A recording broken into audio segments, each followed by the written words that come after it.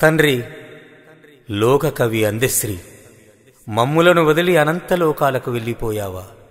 నీ శబ్దం దిగ్దిగంతాలకు వినిపించి ఇప్పుడు మమ్ములను వదిలేసిపోతావా? పండ్లు కాయలనిచ్చి ఆకలి తీర్చిన పల్లెకి పల్లె నీకు వందనాలమ్మా అన్నావు.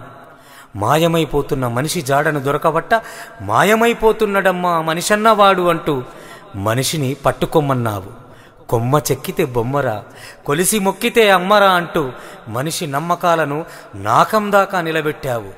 జనజాతరలో మన గీతం అంటూ మన తెలంగాణ పోరాటానికి జంజామారుతమై జన నినాదమై గెలుపుగా జనించావు.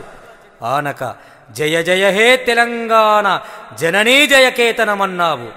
10 ఏండ్లు పాటను పాతిపెట్టినా మందు పాతరై పేలి పాటకున్న పదునేందో చూపినవు. గంటలోన దాగిన కంచు కంఠాన్ని నీ కంఠంతో మోగించి కాలం కరవాలం కాకున్నదే ఆహారం, చలనం సంచారం చేరాలిర జీవన తీరమంటూ కాలాన్ని కాలంతోటే ప్రకటించావు. ఆదిత్య నీ పాద ధూళి సంజతకేలి అంటూ ఆదిత్యుడు సూర్యుణ్ణి తలచి నిత్య వెలుగు కిరణాలు ప్రసరించావు.